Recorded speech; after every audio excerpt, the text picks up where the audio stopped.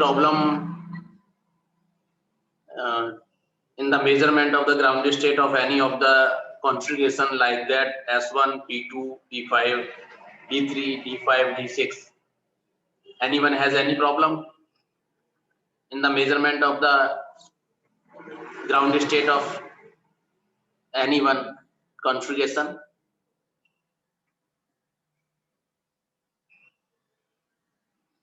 कोई मुझे बताना है कि सभी आपको क्लियर है? बताओ जरा, लिखो। इनमें से कोई मुझे बताना है कि सभी आपको क्लियर है? इनमें से कोई मुझे बताना है कि सभी आप निकाल लोगे? लिखो जरा चैट बॉक्स में। मैंने आपको एक ही चीज बताई है, ग्राउंड स्टेट निकालने के लिए हमें पूरा सारे स्पेक्ट्रल टर्म नहीं निकालने हैं। सारे स्पेक्ट्रल टर्म्स निकालने वाला क्वेश्चन अलग होता है। अगर सारे स्पेक्ट्रल टर्म्स निकालने हैं वो अलग चीज है, बट ग्राउंड स्टेट जब हम निकालेंगे तो हम एक शॉर्ट में जो मेजरमेंट करते हैं, शॉर्ट में जो तरीका है उसकी ml वैल्यूज को लिखेंगे और ms वैल्यूज को लिखेंगे, और ml और ms की वैल्यूज को ऐड करके उसका मॉड्यूलस ले लेंगे, वो l की वैल्यू बन जाएगी जितनी भी आएगी, और ms वैल्यू को ऐड करके अनपेयर्ड इलेक्ट्रॉन के साथ करना है। हमने ये जो प्रोसीजर अप्लाई करना है अनपेयर्ड इलेक्ट्रॉन के साथ करना है। ओके, ये जो प्रोसीजर अप्लाई करना है अनपेयर्ड इलेक्ट्रॉन के साथ करना है, not a paired electron. Okay, so this is only for the unpaired electron. अगर अनपेयर्ड इलेक्ट्रॉन है उसी के लिए हम करेंगे, अदरवाइज हम किसी भी इलेक्ट्रॉन के लिए नहीं करेंगे। Is it clear?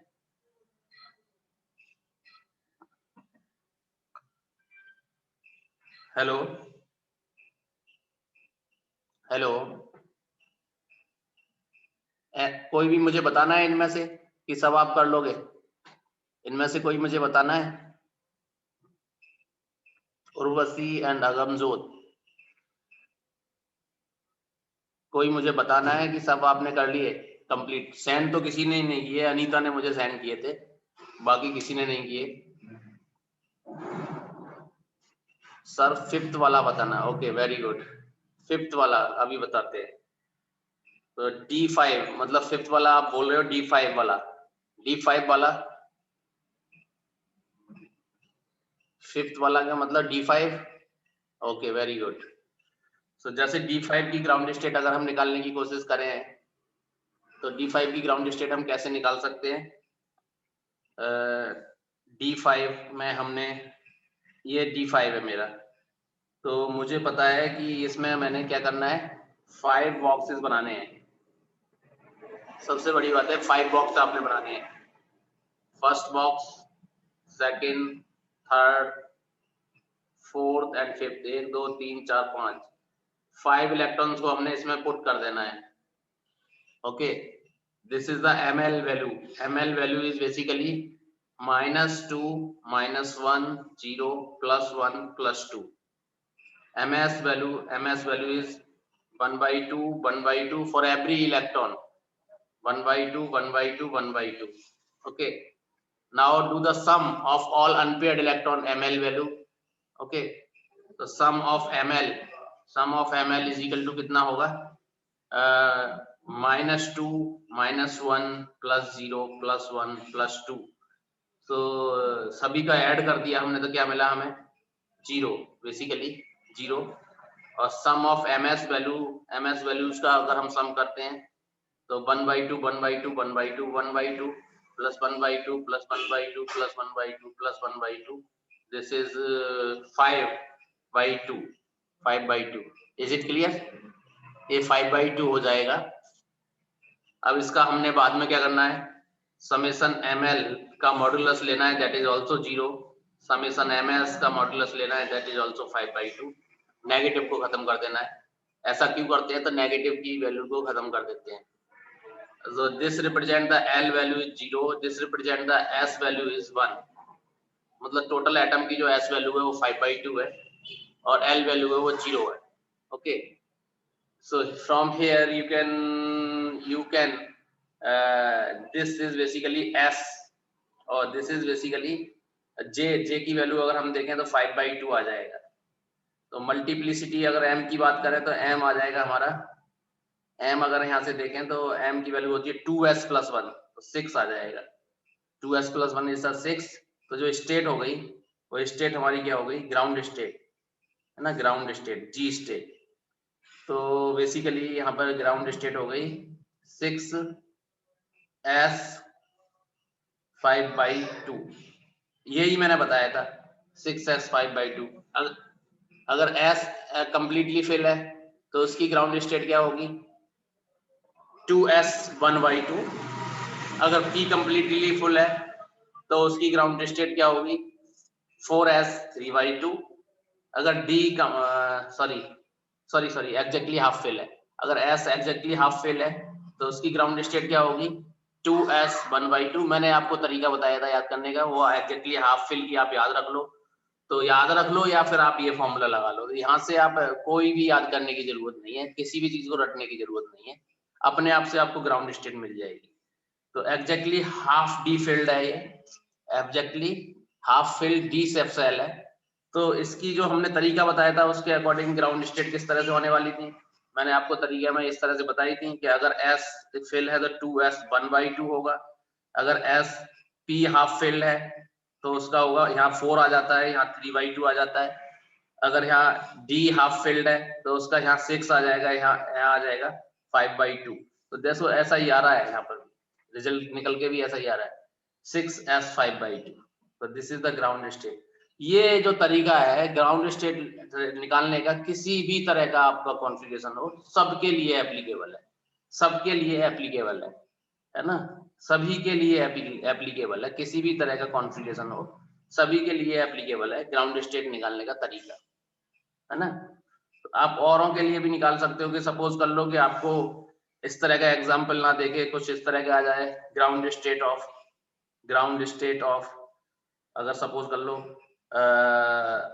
S1P2 इस तरह से कोई दिया है ना, S1 और P2।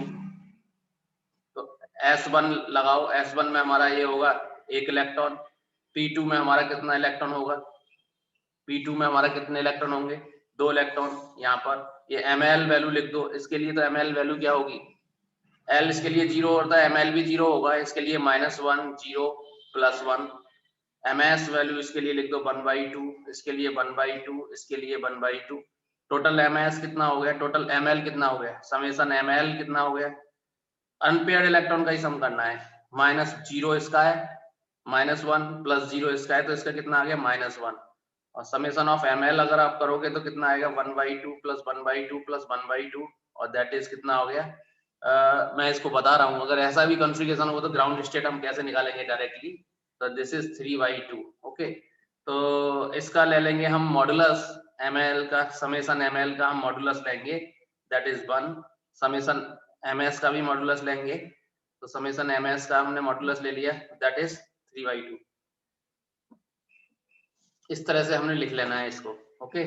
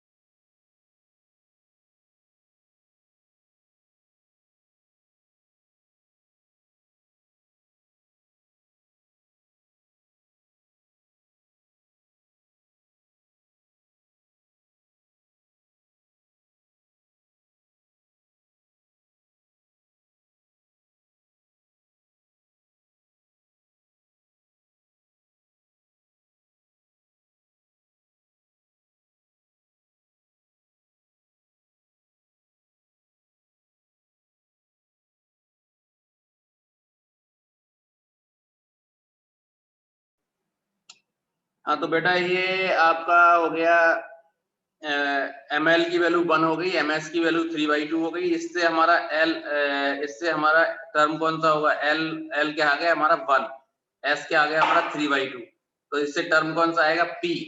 ओके, और यहाँ से मल्टीप्लिसिटी कितनी हो गई 4, और जे की वैल्यू कितनी हो गई, मिनिमम हो गई हमारी, मिनिमम कितनी हो गई 1 - 3/2, 1 - 3/2, और दैट इज बेसिकली -1/2 मतलब +1/2 ही आएगा, और 1 + 3/2 और आएगा 5/2, है ना। तो 5/2 का मतलब 1/2, 3/2 और 5/2, इस तरह से हमारे आगे। तो जो हमारा टर्म होगा वो बेसिकली इस तरह से आएगा। बेसिकली हमारा जो टर्म होगा, तो मल्टीप्लिसिटी कितनी आई 4p, है ना, 2s + 1, 2s + 1, 2 से 2 कैंसिल, 4p, और j की वैल्यू कितनी आ गई, मिनिमम आ गई आपकी 1/2, यहाँ से हाफ ही बचेगा, और मैक्सिमम आ गई 2.5, तो 1/2, 3/2, 5/2। तो ये 4p, 1/2, 3/2 और 5/2 इस तरह से हो गए, 4p, 1/2, 5/2। तो इसका जो हमारा ऑर्डर होगा, ऑर्डर क्या रहेगा हमारा, इसका ऑर्डर रहेगा जो लोअर वैल्यू है, नॉर्मल ऑर्डर रहेगा, क्योंकि नॉन इक्विवेलेंट इलेक्ट्रॉन से आया है। ये वाला कौन से इलेक्ट्रॉन से आया है, नॉन इक्विवेलेंट इलेक्ट्रॉन से आया है। ओके, तो ये इक्विवेलेंट इलेक्ट्रॉन से तो आए नहीं है, नॉन इक्विवेलेंट इलेक्ट्रॉन से आए हैं, तो ये नॉर्मल ऑर्डर रहेगा। तो ग्राउंड स्टेट क्या हो जाएगी आपकी 4p 1/2, 4p 1/2, ये आपकी ग्राउंड स्टेट हो जाएगी। तो इस तरह से हम ग्राउंड स्टेट निकाल लेते हैं। तो ये कहीं भी एप्लीकेबल है, जरूरी नहीं है कि वहीं पे लगेगा। तो अभी हम आगे की बात करते हैं, दिस इज क्लियर। अभी हम आगे की बात करते हैं। आगे हमारी क्या बात है, हमने करना है डीजनरेसी की बात कर रहे थे हम, डीजनरेसी की आज स्टडी करेंगे। डीजनरेसी कैसे मेजर करते हैं, तो एक क्वेश्चन से स्टार्ट कर देते हैं। क्वेश्चन आपका आया हुआ है एग्जाम में, दैट इज एग्जाम आपको कौन सा है, 2011 में क्वेश्चन आया है, गेट के एग्जाम में क्वेश्चन आया है।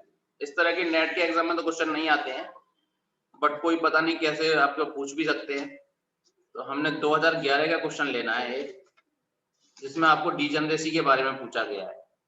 तो ये आपको क्वेश्चन दिख रहा होगा यहाँ पर, अगर आप बुक कॉपी दिख रही होगी आपको,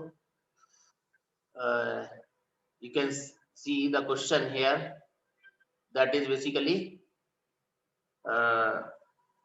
the degeneracy of an excited state of nitrogen atom having the electronic configuration 1s2 2s2 2p2 3d1 is, okay. ये आपको क्वेश्चन दिख रहा होगा, अगर नहीं दिख रहा है तो मैं लिख देता हूं यहाँ पर। गेट 2011 का क्वेश्चन है ये, 2011 में क्वेश्चन आया है ये। The degeneracy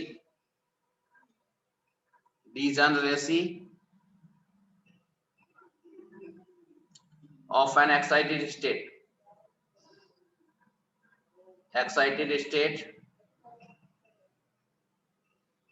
of nitrogen atom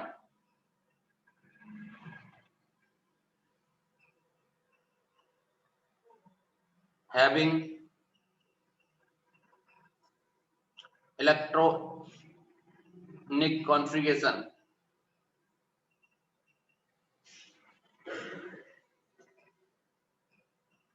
1s2 2s2 2p2 3d1 is, so you have a many option, A is 6, B is 10, C is 15, D is 150. so this is the electronic configuration here. so degeneracy निकालने का जो तरीका है वो कैसे निकालोगे आप degeneracy निकालने का, तो there are degeneracy in 3. तो degeneracy यहाँ पर आपको पूछा था, degeneracy of an excited state of nitrogen atom having the electronic configuration 1s2 2s2 2p2 3d2. so यहाँ पर आपको ये नहीं बताया गया कि किस चीज में degeneracy पूछी है। तो degeneracy R3, degeneracy R3 3 होती हैं बेसिकली। एक हमारी होती है degeneracy in orbital, degeneracy formula हमने क्या देखना है, इन ऑर्बिट, तो जिसका फॉर्मूला होता है 2l+1, समेशन ऑफ 2l+1, मतलब ये समेशन लगाना पड़ेगा, समेशन ऑफ 2l+1, सेकंड क्या है हमारा डीजेनरेसी इन स्पिन, तो डीजेनरेसी स्पिन का फॉर्मूला क्या होता है समेशन ऑफ 2s+1। और थर्ड क्या है हमारा होता है डीजेनरेसी इन जे, एंगुलर मोमेंटम जे, तो दिस इज समेशन 2j+1। कई बार इसको ऐसे भी लिख सकते हैं 2l+1 इंटू 2s+1, दोनों का मल्टीप्लाई कर दो तब भी आ सकता है, बट हम डायरेक्टली समेशन ऑफ 2j+1 इस तरह से निकाल लेते हैं।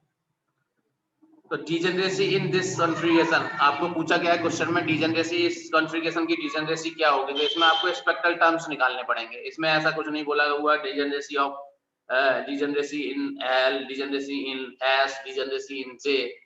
सो दिस इज द इसमें कितने डीजेनरेसी का मतलब होता है कि जो सारे इलेक्ट्रॉन्स हैं वो एक ही एनर्जी दे रहे हैं, सारे इलेक्ट्रॉन्स आपके एक ही एनर्जी को रिप्रेजेंट कर रहे हैं। तो सपोज कर लो 2p3d1, तो ये हमारा एक कॉन्फ़िगरेशन है 1s2, ये हमारा 1s2, 2s2, 2p2, 3d1। तो ये तो कंप्लीटली फुल सेल है, ये तो हमने कुछ करेंगे नहीं, ये तो हम छोड़ देते हैं। जो एक्टिव इलेक्ट्रॉन्स रहेंगे वो ये हैं, ये हमारे एक्टिव इलेक्ट्रॉन्स हैं, ये हमारे एक्टिव इलेक्ट्रॉन। ये एक्टिव इलेक्ट्रॉन्स के लिए हमने क्या देखना है कि ये कौन कौन से स्पेक्ट्रल टर्म्स देंगे, तो 2p2, 3d1 ये स्पेक्ट्रल टर्म्स क्या क्या हो जाएंगे। तो स्पेक्ट्रल टर्म्स निकालने के लिए हमें क्या करना पड़ेगा, सबसे पहले तो मुझे क्या करना पड़ेगा L1, N1 की वैल्यू कितनी है उसमें 2 और N2 की वैल्यू कितनी है 3, L1 की वैल्यू कितनी है, L1 की वैल्यू क्या है, L1 की वैल्यू है मेरे पास क्या है L1 की वैल्यू, L1 की वैल्यू कितनी है मेरे पास बताओ। L1 इज 1 और L2 is also 1, L3 is 2, S1 is basically मेरे पास है 1/2, S2 is also 1/2, S3 is also मेरे पास, S3 कितनी है, S3 हो जाएगी मेरे पास बताओ जरा,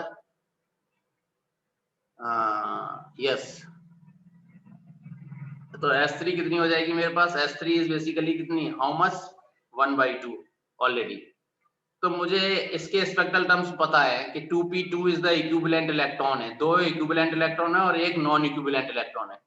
दो इलेक्ट्रॉन कैसे हैं, इक्विवेलेंट है और एक आपका नॉन इक्विवेलेंट इलेक्ट्रॉन है। इस तरह से 3 इलेक्ट्रॉन्स मेरे पास हैं। तो पहले इक्विवेलेंट वाले के मैं स्पेक्ट्रल टर्म्स निकालूंगा, फिर उसको 3D में ऐड करूंगा, है ना। तो इक्विवेलेंट वाले के स्पेक्ट्रल टर्म्स क्या होंगे वो मुझे कैसे पता लगेंगे, तो इतना पोर्शन आपको अलग सॉल्व करना पड़ेगा, उसमें इसको ऐड करना पड़ेगा। जैसे कि मैंने आपको बताया था जब शुरू में कि पहले अगर आपको इस तरह से कोई कॉन्फ़िगरेशन आ जाता है तो कैसे आप वो निकालोगे उस चीज को, तो मैंने एक बार आपको बताया था एक दिन ये आपने किया भी था, और जो आपकी एटॉमिक की बुक है उसमें क्लियरली ये दिया हुआ है, बिल्कुल एग्जैक्टली जैसा यहाँ पे पूछा गया है वैसे वहां पे उन्होंने स्पेक्ट्रल टर्म्स के बारे में बताया भी है। स्पेक्ट्रल टर्म्स आपने सारे निकाल लिए, उसके बाद लास्ट में एक स्पेक्ट्रल टर्म्स उन्होंने निकाला है जिसमें उन्होंने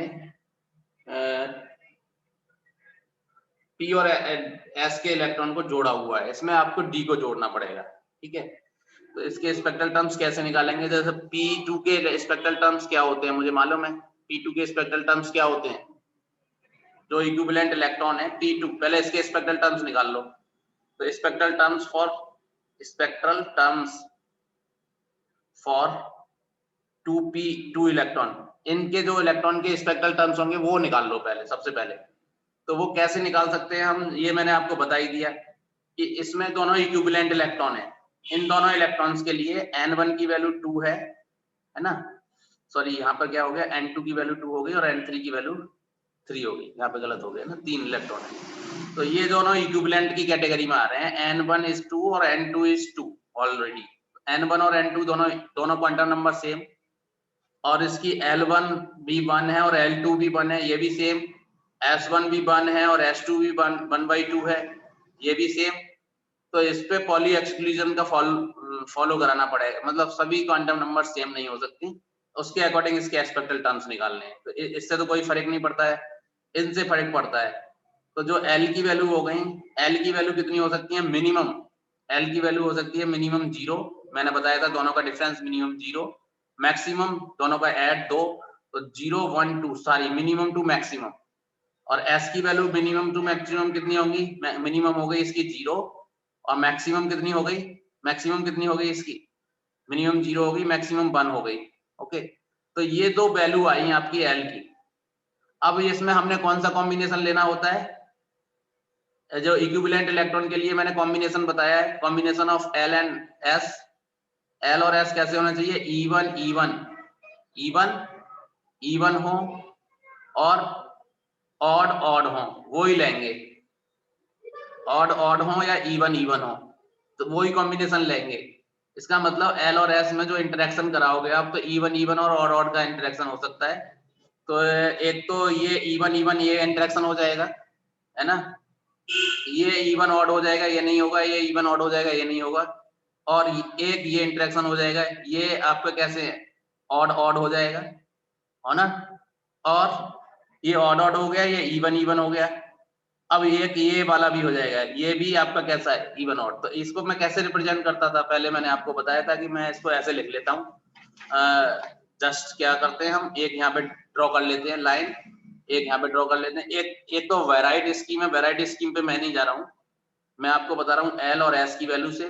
तो L की वैल्यू हम यहाँ पे लिख लेंगे 0 1 2, S की वैल्यू 0 1 2 आई मेरी। अब मैं इसमें देखता हूँ कॉम्बिनेशन कौन कौन से रहेंगे। कॉम्बिनेशन मेरे रहेंगे ये वाले 0 और 0, 0 0 इवन इवन कॉम्बिनेशन अलाउड है, 0 1 not allowed, 0 2 allowed, 1 0 not allowed, 1 1 odd odd allowed, और 1 2 इवन ऑड नॉट अलाउड। तो यही कॉम्बिनेशन अलाउड है मेरे पास। तो L में 0 ले सकता हूँ और S भी 0 ले सकता हूँ, और तो यहाँ से J की वैल्यू कितनी हो जाएगी? 0, और M की वैल्यू कितनी हो जाएगी? 1, और ये तो टर्म देगा 1 S 0। ओके, ऐसे टर्म ये मिल जाएगा। ओके, एक तो ये ले लिया मैंने, एक 0 और 2, मैं L ले सकता हूँ 2 और S ले सकता हूँ 0। ओके, ये वाला कॉम्बिनेशन ले सकता हूँ क्योंकि इवन इवन है, ये 0 को इवन की कैटेगरी में रखा गया है। M इसमें भी 1 हो जाएगा, J इसमें 2 हो जाएगा, ये टर्म देगा हमें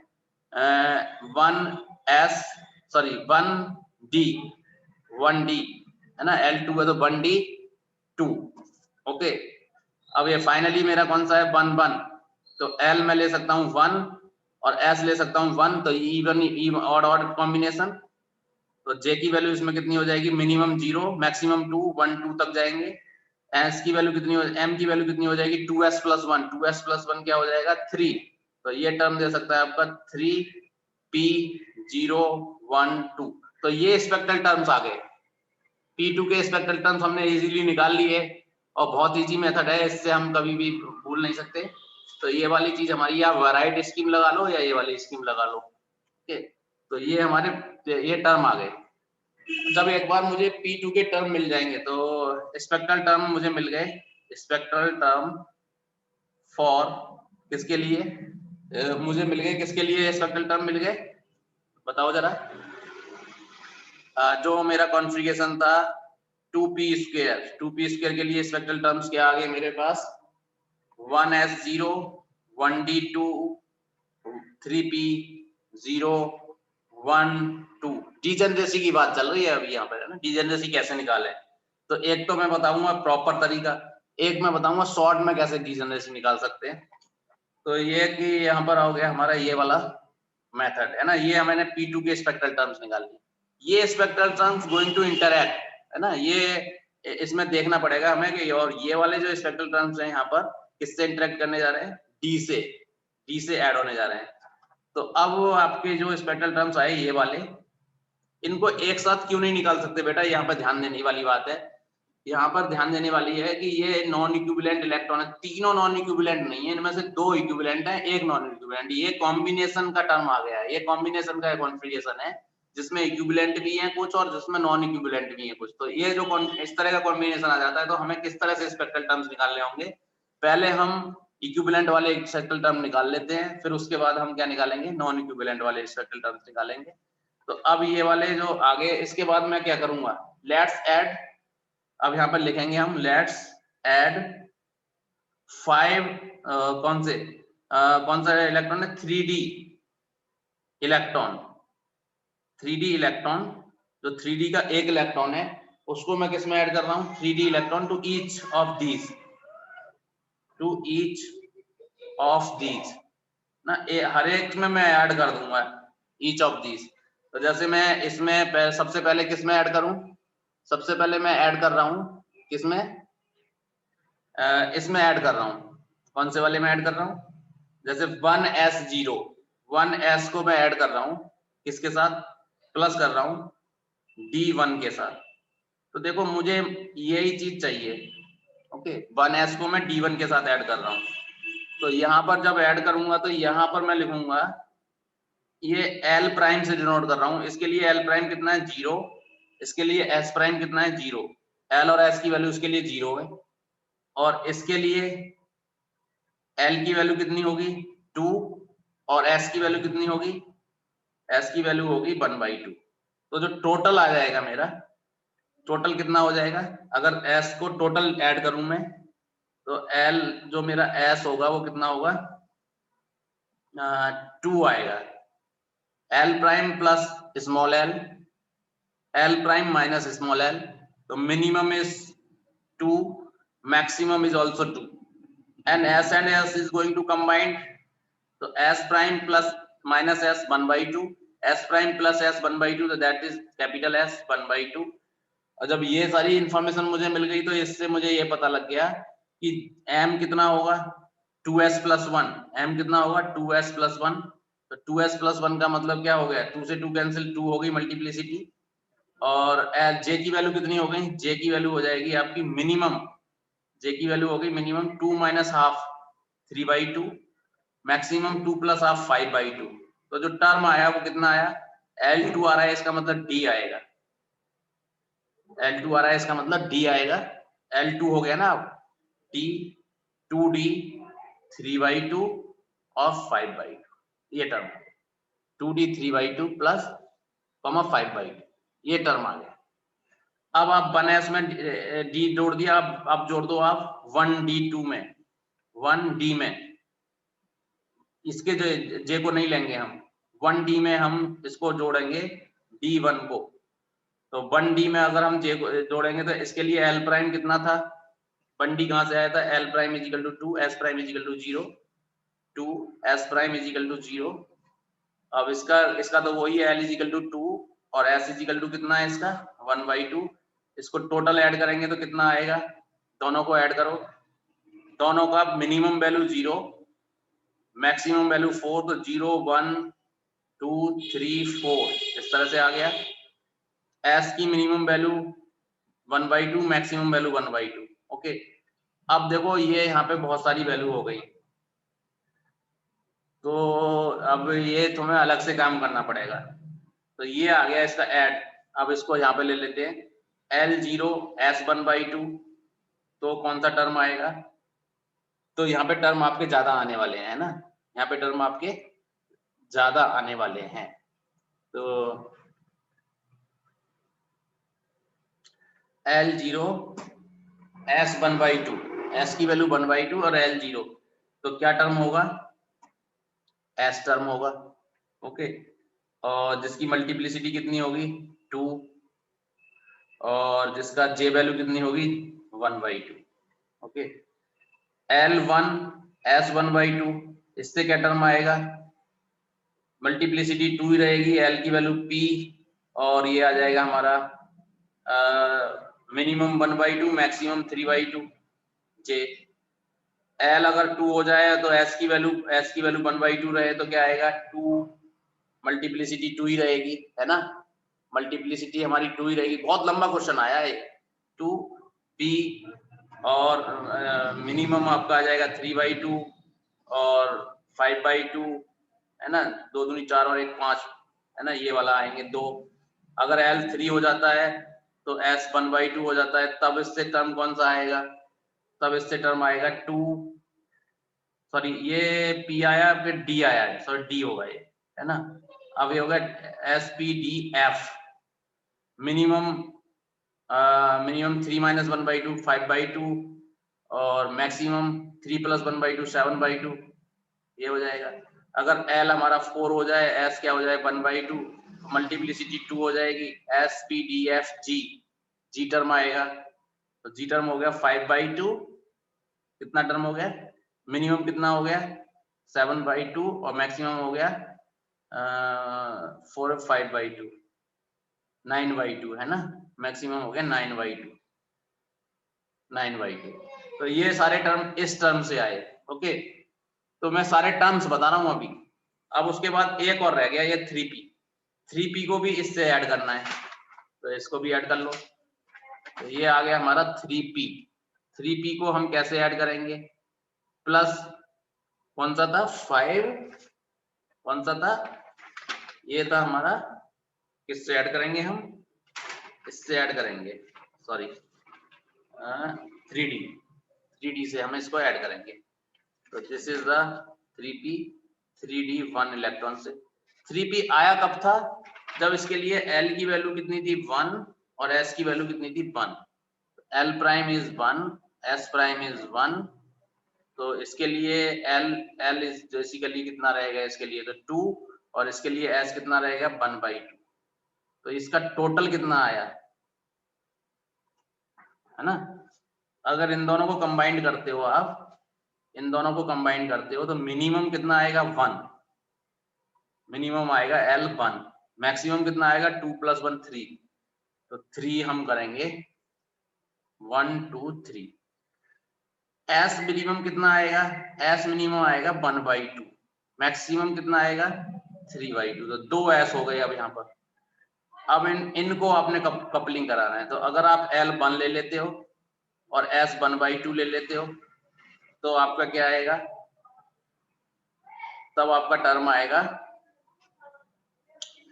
J कितना हो गया, J हो गया हमारा मिनिमम 1/2, मैक्सिमम 3/2 और M कितना हो गया 2 से 2 कैंसिल 2, मल्टीप्लिसिटी 2 हो गई। तो ये जो पूरा कॉम्बिनेशन है ये टर्म देगा हमें 2p 1/2 3/2। Is it clear. और अगर मैं L1 ले लेता हूँ, L2 ले लेता हूँ और S ले लेता हूँ 1/2, तो J की वैल्यू कितनी हो जाएगी, मिनिमम 3/2, मैक्सिमम 2.5 5/2, M 2 ही रहेगा। यहाँ से जो टर्म आएगा 2d 3/2 5/2। और अगर मैं L3 ले लेता हूँ और S फिर भी 1/2 लेता हूँ, तो J की वैल्यू हो जाएगी मिनिमम 5/2, मैक्सिमम 7/2 और M की वैल्यू तो 2 ही रहेगी। तो this is basically 2SPDF, 2F 5/2 7/2। और देखो अब आप L = 1 ले लो और S = 3/2 ले लो, तो J की वैल्यू मिनिमम कितनी आएगी 3/2 - 1, और 3/2 - 1 मतलब -1/2, तो 1/2 प्लस का ही आएगा। मैक्सिमम 3.5 1.5 3/2 और 5/2, 3 वैल्यू आएंगी। अब M की वैल्यू कितनी हो जाएगी, 2 से 2 कैंसिल 4, तो ये बनेगा हमारा 4p 1/2 3/2 5/2। अगर L 2 रहता है और S 3/2 रहता है, तो J की वैल्यू कितनी रह जाएंगी हमारी, J की वैल्यू हो जाएंगी कितनी हो जाएंगी बताओ, J की वैल्यू हो जाएंगी हमारी टोटल, J की वैल्यू हो जाएंगी 2 - 1/2 मिनिमम और मैक्सिमम कितनी हो जाएंगी, दोनों ऐड कर दो, 4 + 3 7/2, तो 1/2 3/2 5/2 7/2 और M कितना हो गया 4, तो ये टर्म देगा PD 4D 1/2 3/2 5/2 7/2। अब आपका आ जाएगा L = 3 और S = कितना आ जाएगा 3/2, और J की वैल्यू मिनिमम 3 - तो 3/2 बचेगा, है ना, 3/2, 3/2 मैक्सिमम 9, 3/2 का मतलब 5/2, 7/2, 9/2 और m कितना रहेगा 4, तो ये देगा हमें S P D F 4f 3/2, 5/2, 7/2, 9/2।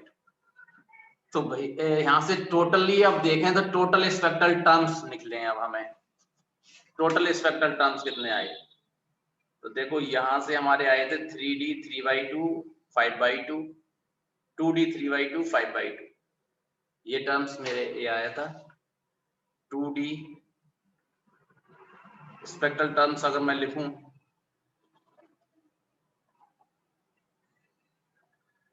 2D 5/2, 3/2, 5/2, 3/2, 5/2, okay, comma, फिर दूसरे केस में 2s 1/2, 2s 1/2, फिर आ गया हमारा 2p 1/2, 3/2, 2p 1/2, 3/2, उसके बाद फिर आ गया हमारा 2d 3/2, 5/2, 2d 3/2, 5/2, फिर हमारा आ गया 2f 5/2, 7/2, 2f 5/2, 7/2, और उसके बाद हमारा आ गया 2g 7/2, 9/2, 2g 7/2, 9/2, ओके। उसके बाद ये सारे हैं, उसके बाद ये सारे आपको दिख रहे हैं, ये वाले, ये वाले, ये वाले, ये वाले, ये वाले, ये सारे स्पेक्ट्रल टर्म्स आ रहे हैं। अब इनमें आपको डिजेनरेसी देखनी है, कितनी डिजेनरेसी, तो इतने तो लेवल्स हैं, ये इतने तो लेवल्स हो गए, स्पेक्ट्रल टर्म्स लेवल्स को बता रहे हैं, तो कितनी डिजेनरेसी होगी ये आपको टोटल डिजेनरेसी डिटरमाइन करनी पड़ेगी। तो देखो ऑप्शंस हमारे बहुत सारे थे उस क्वेश्चन में, ऑप्शंस हमारे इस क्वेश्चन में थे 6, 10, 15, 150, तो मुझे लगता है कि ये वाला ऑप्शन इसका सही होगा 150, क्योंकि ये तो आपके इतना तो आएगा ही नहीं, क्योंकि इससे तो आपके स्पेक्ट्रल टर्म्स कितने आगे 150, 10 से ज्यादा तो स्पेक्ट्रल टर्म्स ही हैं, और इसमें मैक्सिमम वैल्यू किसकी है, मैक्सिमम वैल्यू जो 150 से थोड़ी कम है वो 15, तो मुझे लगता है 15 से ज्यादा तो स्पेक्ट्रल टर्म्स ही है इसमें, तो डिजेनरेसी तो उससे भी ज्यादा होगी। तो इसका मतलब क्या हुआ कि अगर आप इसमें देखें तो कितनी डिजेनरेसी रहेगी, तो स्पेक्ट्रल टर्म्स देखो 1, 2, 3, 4, 5, 6, 7, 8, 9, 10, 11, 12, 13 स्पेक्ट्रल टर्म्स, इसमें से भी अलग अलग देखो सारे स्पेक्ट्रल टर्म्स, तो बहुत सारे तो स्पेक्ट्रल टर्म्स ही हैं, तो डिजेनरेसी तो बहुत ज्यादा हो गई। तो डिजेनरेसी के निकालने का तरीका क्या है, देखो 2j+1 होती है डिजेनरेसी, तो यहाँ से 2j+1 अगर आप करोगे तो यहाँ से कितनी आएगी 3/2, 3/2/2 और 5/2/2, इस वाले स्पेक्ट्रल टर्म की डिजेनरेसी कितनी होगी, अगर मैं इसकी टोटल डिजेनरेसी लिखूं तो कितनी टोटल डिजेनरेसी बताओगे आप, एक तो 3/2, 2j+1 यहाँ पे लगाओ, 2j+1 यहाँ पे लगाओगे तो कितना बनेगा, 2j+1 यहाँ पे लगाओगे तो कितना बनेगा 3/2, 2 × 3/2 + 1, 4 तो यहाँ बन जाएगा, और 6 यहाँ बन जाएगा, 6 और 4 कितने हो गए 10, तो यहाँ से बन गए 10, ये देखो यहाँ से बताओ कितने हो गए, 2j+1 यहाँ पे लगाओ तो 2 यहाँ पे बन गए, ओके, यहाँ पे भी ये फॉर्मूला लगाओ, 2 + 4 यहाँ पे हो जाएंगे, 6 यहाँ पे हो जाएंगे, 2 + 4, 2 यहाँ से आएगा, 4 यहाँ से आएगा, 6 यहाँ से बन जाएंगे, यहाँ पे लगाओ 2j+1 इस वाले में, इस j में लगाओ 2j+1, 4 यहाँ से बनेंगे और 6 यहाँ से बनेंगे, 10 इसके बन गए, और इस वाले